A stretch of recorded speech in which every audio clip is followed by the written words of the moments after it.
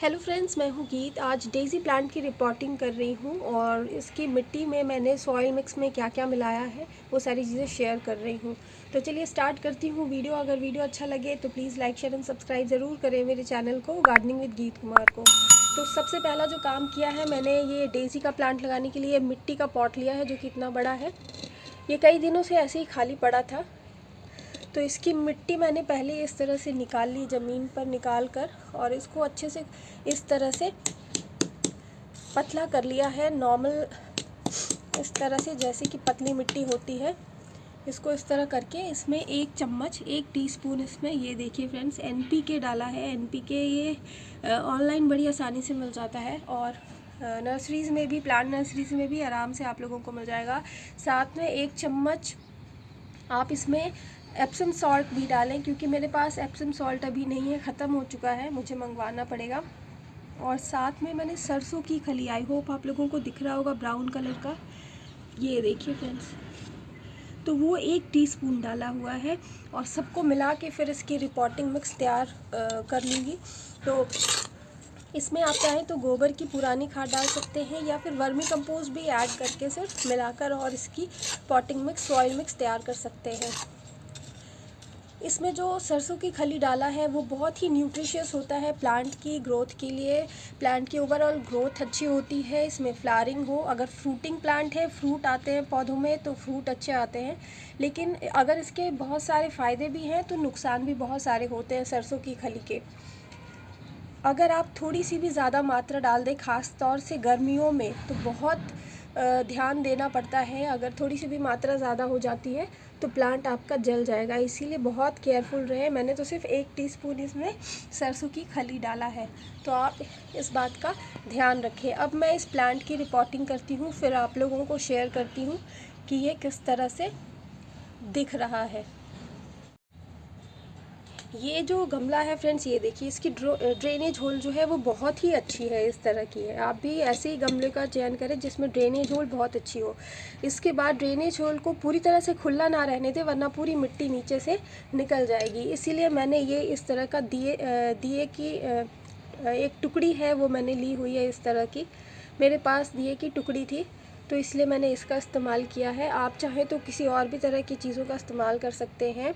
और ध्यान रखें कि जो इसका पोर्शन है, उठा हुआ जो भाग है वो ऊपर की तरफ रहे, और जो इस तरह का, ऐसे इस तरह का जो पोर्शन है वो नीचे रहे, ताकि पानी जब जाए तो पानी थोड़ा सा नीचे से लीक आउट भी हो, नीचे से निकलना चाहिए। नहीं तो अगर आप इसको उल्टा डाल देते हैं, अगर इस तरह का आपका टुकड़ा है, तो जो उठा हुआ पोर्शन है आप उसको नीचे की तरफ रखें इस तरह से। अगर आप इसको उल्टा रख देंगे इस तरह से तो फ्रेंड्स ये पूरी तरह से होल को दबा देगा और इससे पानी निकलना बंद हो जाएगा। इसीलिए इसको इस तरह से डालें, इस तरह से डालें और फिर इसमें गमले की मिट्टी को डालें। ये इस तरह से कुछ मिट्टी डाल रही हूँ, फिर मैं आप लोगों को प्लांट रिपोर्ट करके दिखाती हूँ फ्रेंड्स। ये देखिए फ्रेंड्स, ये मैंने इसमें थोड़ी सी मिट्टी डाली है गमले में। उसके बाद मैंने ये डेज़ी प्लांट जो है, जो कि एक पॉली बैग में लगा था, उसको निकाल लिया है और ये कुछ इस तरह से अब दिख रहा है। तो इसकी मिट्टी को बिना डिस्टर्ब किए हुए हम लोग डायरेक्टली इसमें गमले में जो है इसको डाल देंगे और फिर इसमें मिट्टी इक्वली डाल देंगे।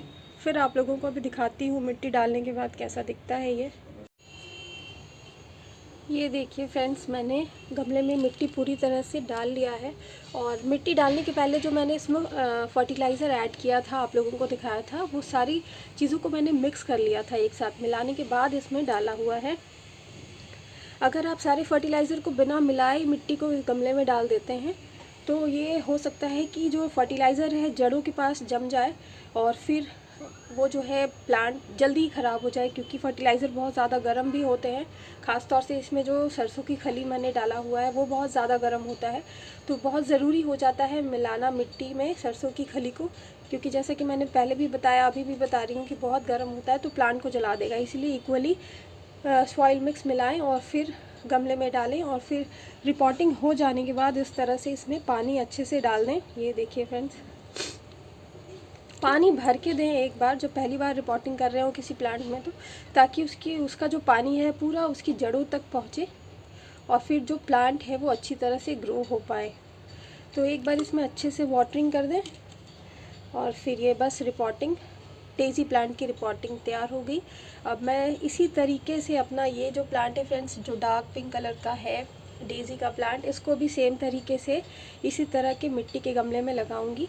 मिट्टी के गमलों में जो प्लांट है बहुत अच्छी तरह से ग्रो होते हैं। अगर आप इसमें कभी ज़्यादा पानी डाल भी देते हैं तो भी जो प्लांट है वो कभी ख़राब नहीं होता ज़्यादातर, क्योंकि जो एक्स्ट्रा पानी होता है, ज़्यादा पानी जो मिट्टी के गमले में होता है वो मिट्टी खींच लेती है, एब्जॉर्व कर लेती है,